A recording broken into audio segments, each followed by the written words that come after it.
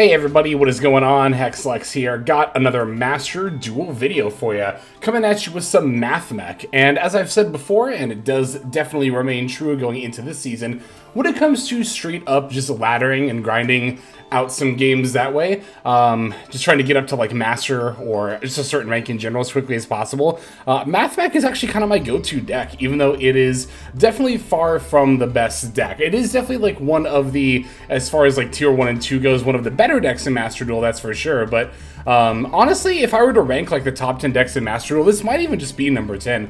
It's funny how far Mathmech has kind of like started to drop off in power level. Not even really dropping off, just like the rest of the game is kind of catching up to where Circular is at. And Circular is still at 3. This is the only format where Circular is at 3. It's banned for some reason in the TCG, and I believe it is at 1 in the OCG, something like that. But this card being banned in the TCG is wild to me. It's like, I kind of can't believe that like people will complain about the TCG format being so like 1 or 2 deck, and it's like, well, yeah, because the TCG bans like every other cool deck. That isn't a problem, but I don't know, whatever. Anyway, as far as this particular build goes, this is actually the exact same build we were rocking last season, and that even was pretty much the exact same build from the season before that. The only difference really was that, of course, we updated our deck by taking out Aggregator and putting in the Enigmaster pack bit, which I think I do like better than Aggregator. I actually still want to do more testing with it because, like, let's be real, it's not either way, whether it's pack bit or Aggregator, it's not a card that's going to come up a lot. So if you don't own Enigmaster pack bit and you don't want to craft another UR for this deck, you could simply play the Mirrorlogic Aggregator instead, which is an SR. But again, you know, the negate effect here, you have to time it really well, and a lot of the time you can't negate on summon effects because you're not able to, you know, the detaching, or not detaching, the sending it from the extra deck off of the terahertz and the effect of the Aggregator are going to be in 2 separate chain links, right? That, of course, is true for Enigmaster Packbit as well, but this is just like a general like kind of spot removal, which is a lot easier to time than a specific negate, right? But I think the card is still fine, again, if you don't want to play Packbit, or there's even an argument that Aggregator is just better still. But yeah, as far as like the main deck goes, well, and again the extra deck as well, we are on the exact same build because, like, really honestly, this build has been always done extremely well for me. And today we're actually going to see a lot of really tight games. I actually kind of can't wait to show you them because there's some pretty good ones in there. But about the build itself and some of the ratios that we're at, again, ratios. Lately, I've been talking a lot about ratios because they do matter quite a bit. So as is becoming quickly regular here, because this is like the kind of mindset I'm going into with deck building, especially lately, is counting 1-card starters as well as hand traps. So for 1-card starters, and again, I kind of use the term 1 card a little bit loosely, as we'll see here in a bit. We got 3 Mathmech Circular, that's a 1-card full combo, 3 Mathmech Defense, that's a full 1-card combo. Cyanide Minding, okay, this is technically 1.5 cards, but you can send any card from your hand to the graveyard, so it doesn't really matter which one it is. Therefore, this is essentially more 1-card lines, so that's 8 1-card starters right there. And I also count Small World. Now, Small World, I will say, is kind of like on the cusp of not counting, but it is still pretty generic. All we have to have is any monster in our hand, and the way that this deck is set up, you can have literally any one of these monsters. And then you can search out the Mathmech Circular, right? So I essentially counted. So that's 11 1-card starters, which, you know, keeping track of all the other decks we've been playing so far is actually about average. Somewhere between 11 and 13 is how many 1-card starters all of our decks so far have had. For hand traps, I think we're on actually a little bit more, if I recall correctly. 3 Effect Veiler, plus the Maxi and the Ash Blossoms is 9, plus Nib is 10, and then plus the 3 Imperms is 13. So 11 starters, 13 hand traps is actually a little bit closer to where I like to be for most decks. For, I think, every other deck except for this Sprite, Yubel, and Fire King Seikai, we've been exactly even.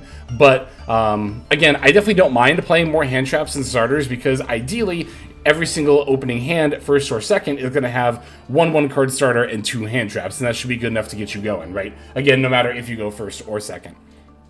But the other thing that I really like about Mathmech, aside from how clean the ratios of this deck are, is the fact that this deck is actually really good going second. And as you've seen, if you've seen all of the gameplay videos I've uploaded so far this season, I've been losing a lot of coin flips this season, but I haven't had any trouble really ranking up. And Mathmech has definitely partially helped with that because this deck is very, very capable of not only playing through negates, but setting up OTKs extremely easily. And those two factors combined make it, again, very naturally adept at playing second.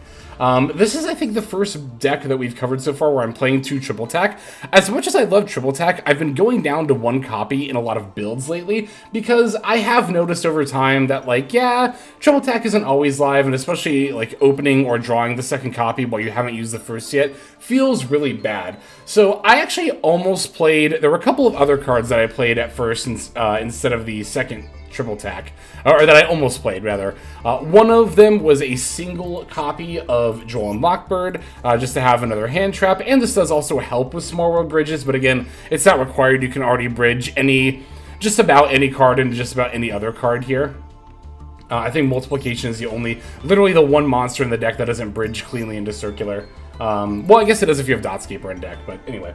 Or no, it doesn't, because they're both Earth and Cyber, so that's why. Anyway, the other card I considered over second triple tack was actually a second nib, again, for Small World lines and just having another hand trap, but I decided to keep the second triple tack, and I'm actually extremely glad. I'm extremely glad that I did for one particular game that we're going to see here, so... what else is there to say about this particular build? For the flex spots in the extra deck, I'm on, as I mentioned before, Packbit, Enigmaster Packbit, but second Splash Mage is my other flex slot. I love the second Splash Mage. It's so necessary for grindy games, and I think the only other alternative is really like Singularity, which I've been pretty positive about Singularity in the past, but I will also say that, like, the more I played with this card, the more I realized, like, how, I'll be honest, unnecessary it really is. Like, yeah, it's nice to have additional bounces, but I think the thing that really hurts about this card in particular, especially now that it's a little more common in the format, is Super Poly. Singularity plus Terahertz is, they're both Dark Cyberses, so they can just Super Poly into Garura, right? Now, granted, U-Bell's on Super Poly and it can eat your board no matter what, but ending on Terahertz plus Heat Soul is a little more difficult for them to Super Poly. They can still do it if they are on the Earth Golem at Ignister, which this deck, Mathmech, and Snake Eye would be the main reasons you would want to play this as your as a Super Poly target in your deck. But this isn't really as common. It's not nearly as common as Garura or the other one, Muddragon, that one. So, all right. Let's see here. Anything else I want to say about the deck? No, like I said, I mean, it's the same build. So, especially being the same build that we've already played for multiple seasons now, as usual, I'm going to just kind of, you know, gloss over the deck here. Or I guess we already have. So, I'm not going to do the card by card. I'll link some of the other, or at least one of the other deck profiles in the description below if you want to see me do the, like, card by card click through here. But it's a very standard Mathmech build. So, I say let's go ahead and start watching some of these very cool replays. Yeah, not to, like, toot my own horn too much here or anything, but this first game especially was very, very nice. And we got, in general, just some pretty sweet games here. But I'm going to start by going second. Yet again, like I said, I've been losing a lot of coin flips this season, but that's always stopped me from ranking up. Thankfully, our opponent had a very, very simple turn one. Simply Keldo the Sacred Protector and then set one card and pass. So I'm seeing Keldo, I'm seeing about 40 card deck, 42. My first thought is, of course, is going to be a Tearlament deck. So immediately, I'm not really that intimidated by the face down card. It's probably just a bluff like Soliac or something. So here's that second triple tack, which, like I said before, you know, this is the exact kind of scenario why I would want to play, I think, a hand trap over the triple tack. But as I also alluded to earlier, this is actually a game where I'm going to be really glad I have triple tack here. So I'm going to lead by inputting the Keldo while there are no cards in the graveyard. That way my opponent can't chain it and shuffle stuff back. The card will be negated for the whole turn. Obviously, it's going to be much more difficult to make my plays if the Keldo is live. So, going to mining away one of my troll attacks for the Circular, sending the Sigma. And here the opponent's going to Max C. So, in the Fire King Snake Eye video, we had a game where we took the Max C challenge. And the reason that I gave for taking the challenge there was figuring that I could play pretty well around Nibiru by not giving my opponent that many draws before being able to OTK. This time is not necessarily the same. I'm going to have to play pretty hard into Nibiru.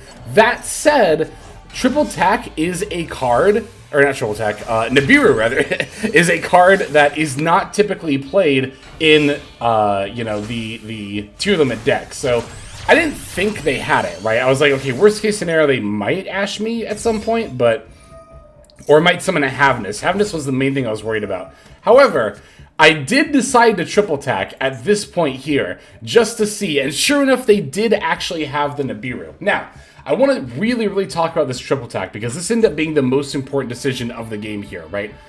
So, you'll notice that I did it at the particular moment after Link Decoder came back to the field, but I have not activated Transcode Talker yet. That's because I still have Firewall Defensor in hand, and I still haven't used my normal summon. I've actually played this way very intentionally in case my opponent had... Again, I was actually thinking more of like Havness, Mill 3, maybe hit a Fuser, go into Kicklos, and have a set Soliak. That's what I was worried about. But here, the Nib ended up coming up anyway. So, we also even have the Equation as an extender as well. So, Nib's coming down right here, and that is going to, of course, yeah, send away the Transcode and the Link Decoder. Now, thankfully, they did put the Nibiru in attack mode, but I think I could have actually OTK'd with Update Jammer access code, even if they put it in defense mode here. Not that it's usually right to put Nibiru in defense mode, but... Alright, so we are going to hand rip them. I just took a random card, I think it was the Foolish Burial here, because as you can see, this does confirm they are on Tearlaments. Nice Royal Triple Tack, as well as Triple Scream in the hand here, but yeah, I'm not really concerned about literally anything else here, so... Also, they were still getting past priority during the live game itself, even after they nibbed. So, I'm guessing this last face-down card was Soliak, right? Which, of course, you can activate as a continuous trap card, even if you can't use the effect because you don't have a Tearlaments monster on the field. So, alright, here is me going into the G-Golem. Firewall Guardian gets to come back, and then I get to use the G-Golem effect to bring back the Transcode Talker. And yeah, I didn't even end up using the Transcode effect. Still had the Equation effect as well, but I just wanted to go into that Terahertz as quickly as possible. Gonna move to the battle phase here, declaring an attack on the Nibiru. And also very important to note is that I'm not using the multiplication effect until I've entered battle phase, because the Dark Fluid negates any monster effects activated by the opponent during the battle phase. And I'm even going a step further, and I'm waiting specifically until damage calculation, because in damage calculation, the only kinds of effects that can be activated are ones that change stats, or counter traps, or there's one more, I think it's cards that, like, prevent destruction, or like, it's something really niche like that, but, yeah, so that's why I'm waiting to use Terahertz when I do, so... Again, multiplication, going during the damage step, and then that gives us a clean 8,000, because the Terahertz starts at 3k, adds 2,500 per its effects to 5,500, then multiplication doubles that from 5,500 to 11,000 attack. So, that's why I said I was very glad my opponent put the Nibiru in attack mode. However, again, we did still have not only... the Equation, but also the Transcode effect. So, if I did need to go Update Jammer access code, I'm pretty sure I could have done it there, but, because we would have had the Firewall Guardian come back, and then also Equation for another level 4 lower cyber, so it's 2 into Update Jammer, and then, we could have even done that under Lingaribo. No, not under Lingaribo, never mind, but anyway. So yeah, that was our first game, playing through the Maxi, and the Nibiru, and still OTKing after the Nibiru resolved. Good stuff. Alright, let's go ahead and check out our next duel. Alright, so this game here is going to be up against Centurion.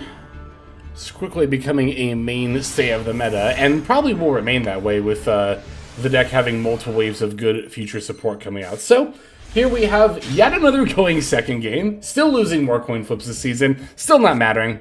Because, spoiler alert, we're going to win anyway. So, opponent's going to lead Emblem Oath for the Centurion pre-meta. Going to use the pre-meta search effects. I'm just going to go ahead and throw out the Veiler here, because it's my only hand trap, and this is a pretty good search to stop. being able to keep them off the field spell if possible is definitely ideal when playing against Centurion, because then they won't be able to synchro on your turn. So they do have the Bonfire for the Trudea, which they're going to normal summon and then use Trudea effects, putting itself and Gargoyle 2 in a spell trap. Gargoyle comes out, sinking for 12 with the Primera, going for the Auxilia.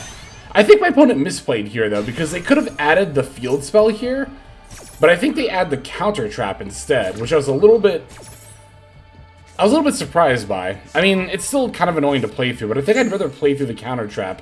Yeah, they add the counter trap here. They could have added the field spell, because they'll still have, well, they'll do it here, the Auxilia effect, to put the Primera in the spell trap. So, I guess they really did want that protection. The counter trap being able to stop any spell trap card or monster effect. So essentially an Omni negate. But again, without the field spell, they're not able to synchro summon during my turn. Well, yeah, they can't. They can summon from the spell trap during my turn, but they can't synchro summon. So gonna lead with Circular. Always like leading with Circular if possible, because it doesn't commit your normal summon. And they're just gonna pop off the Awakening right off the bat, which I was very surprised by, given that they opted to go for that instead of the field spell here.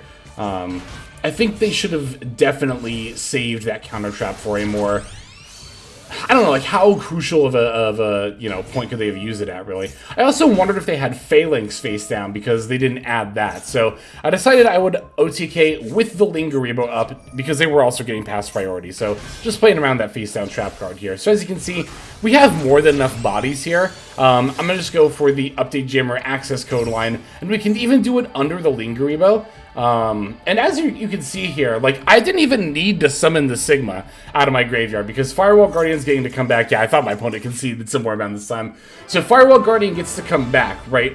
Update Jammer plus the Resurrected Firewall Guardian go into Transcode Talker. Transcode brings back Update Jammer, and then we go into Access Code. So yeah, not only did we not even need the Sigma, we didn't even need to bring this back in order to OTK, but we were able to Update Jammer Access Code OTK with the live Lingeribo, just in case that last face down card was like Imperm or Centurion Phalanx or something like that, which, as we can see here, was enough to get our opponent to concede. So yeah, I don't know. I thought it was kind of interesting that they pivoted so hard. Well, not, I guess, pivoted so hard, but just they opted to search the counter trap over the field spell, just kind of like shotgun it right away. But I don't know. We'll definitely take that. So there you go. That's the other way this deck can OTK. I figured I'd show you both of those lines there. So let's take a look at our next duel.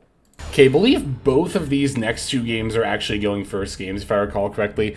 This next one here is going to be up against Sky Striker. And if this is the game I'm thinking of, this is showing how to combo with a weird opening hand. Nope, never mind, that's going to be the last duel. This hand is actually just a pretty much a pitch-perfect opening hand.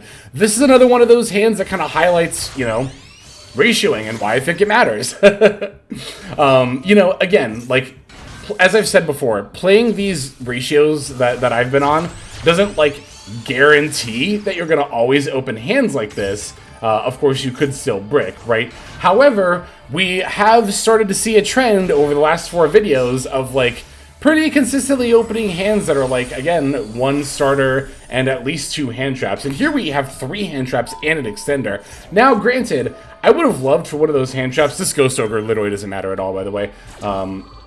I would have loved one of these hand traps to actually be Ash Blossom, ideally, because I will say that, especially on turn 1, Max C is got to be Mathmech's greatest weakness, right? Like, duh, of course, Max C is a good card against, like, literally every single deck, but Mathmech in particular is pretty well known for being able to play through a lot of disruption. It's not hard at all to play through, like, an Imperm and an Ash Blossom, right? It's not hard for this deck to do that.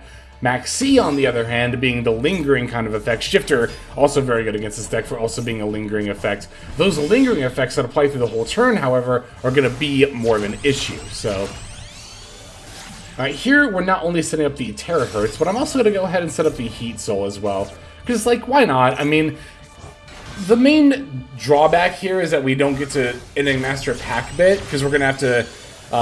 during our turn, we send Dotscaper to be able to make the Heat Soul, and then during our opponent's turn is when we're going to send the D-Save Worm, so... But at the same time, it's like, I think the Heat Soul draws are better than the Pack Bit, so... My opponent Widow Anchored the Heat Soul. I was a little confused about that. I'm guessing the reason that they would do this here is to, like, start building up spells in their graveyard, because using the Widow Anchor on a draw is, I think, pretty weak. Went for the Dark Fluid F, but they're going to have the Ash Blossom for that, so no D-Save Worm in the graveyard. Which, of course, I'm a little bummed about because we're up against Sky Striker, but I don't know. We got 2 hand traps, Imperm and Super Fact, so I'm also not really worried about it at all. In fact, I'm just going to Valor this Cyanos here, and that's going to be enough for them to concede, if I recall correctly. Because that's actually especially brutal for the Sky Striker player to get Valored right here, because not only do they not special summon Rose from their deck, but now they're stuck with a monster in their main zone, so even if they have follow-up Sky Striker spells, they cannot activate them. So unless they have like an Almirage or something in the extra deck to link that Cyanos into, because I Valored it, it's no longer treated as a Sky Striker card, meaning they can't just like link it off for any Sky Striker monster. Well, the Sky Strikers have to link it to Sky Striker, or with Sky Striker Aces, I think, anyway, right? Is it the material requirement for them? Well, either way, they can't summon anything, they can't activate spells, so the one Valor was enough to you know, get them to concede here. Anyway, got one more duel that we're going to finish off with. And that last game is going to be against Voiceless Voice. And this should be the one where I think we have like a weird opening hand that we can just full combo with anyway. Okay, yes, this is the one. Yeah, so you might glance at a hand like this and be like, no Defensor, no Circular, no way to get to either of these cards. This hand kind of sucks, right? Well, this hand's actually fine. Because really, as long as you have like the ability to make Owl Inversion, you are good to go. And in fact, this is going to be full combo. Multiplication plus Sigma here is going to be Terahertz plus Heat Soul as well as the Super Factorial setup. So that's the thing that I just really like about Mathmech, and this is one of my favorite decks. And yeah, you know, I'm sure some people are like, really, Mathmech's your favorite deck? It's like, it's such a simple combo line. It's like, yeah, on paper it is pretty simple, but the thing is, like, between opening kind of weird hands like this, as well as playing through hand traps, there is actually a lot of skill expression in, like, executing Mathmech turn 1 lines, I feel like. And, of course, also, like, knowing when to fire off your Super Factorial is such an important skill set to have. I feel like a lot of the time that I beat other Mathmech players after they've set up on turn 1 is because they activated the Super Factorial either way too early or way too late. So I think that is important, right? In my opinion, the best time to activate Super Factorial is when they have one card on the field that you really want to get rid of. Whether it is a monster that they're going to try to use as a material, or a spell or a trap card, like a continuous one they're going to try to use the effect of. It could also be useful, though, to set up, like, not when you need the Omni Negate, but before. I don't know, it's all about timing, right? It's something that a lot of people don't really talk about. A skill set in Yu-Gi-Oh! Is knowing when to use your disrupts. A prime example of that is Appaloosa. I see so many people saying, like, oh, Appaloosa is always 3 or 4 negates, and it's like, no, that's so far from true. That's so far from true. It's often, I treat Appaloosa as 1 negate, honestly, because that's the amount that you can reasonably expect to get out of it before it gets answered. So like I said before, the moment when I like to use Super Factorial is when they've committed an important card to the field. Again, usually a monster that they're going to want to use the material as a material, or use the spell speed 1 effect of. But here, with Barrier of the Voiceless Voice, this also has an activated spell speed 1 effect, right? Like, they don't get the surge right as soon as they play the Barrier from hand. They have to play it first and then activate the on-field effect. So this is a great time to actually Super Factorial, because we get to hit the Barrier, we get to take a card from hand, and we still have the Omni Negate up. Again, I see people doing Super Factorial way too late, trying to snipe a monster, a spell trap, and a card in hand. I think trying to eat all 3, like going out of your way to do that, is greedy, and I normally wouldn't advise that. I also will see people like draw phase Super Factorial just to get 1 hand rip and then 1 Omni Negate. But again, I think it is better to just take the middle road and try to get 1 card, and then, of course, plus the card in hand and the Omni Negate. And sure enough here, that alone is going to be enough to get my opponent to concede. I do want to point out here, as you can see in my hand, this is another game where I had the double-triple attack, where I didn't even use the first copy, right? So this is actually yet another game where I could see myself playing that Droll or second Nib or just another hand trap instead of the second triple attack. But again, like, Triple attack is so clutch. Like, when triple attack resolves, it often wins games, much like that first game there. So that's why I'm like, I'm a little more lenient on it. Plus, I just like the card. So that's going to go ahead and do it for this one. Thanks, as always, for watching here to the very end. Let's move on now to our outro. Hey everybody, Hexlex here. Just want to give you a huge thanks for watching all the way to the very end of the video. Believe it or not, that is actually one of the best ways that you can support the channel, is by watching the videos in their entirety. But there are many ways in which you can support the channel if you are so interested. The names that you're seeing on screen here, I gotta give an extra special thanks to, because these are people who have chosen to either become a member on YouTube, which if you're interested you can do as well via the join button next to the subscribe button down there, or have signed up over on Patreon and become members there. Link to that is going to be in the description below. Without the support that is being offered by, again, all the people that you're seeing on screen right here, I would not be able to take the time to dedicate to uploading daily YouTube videos. So thank you so very much. But there are also other ways you can support as well. Again, link to the description below. If you like my deck tracker that you'll see in a lot of my videos, the Untapped Companion, you can download that for free, and if you use my affiliate link down there, then that also goes a long way towards supporting the channel. That's, again, free. So is subscribing here on YouTube. That's also free and a huge way to support.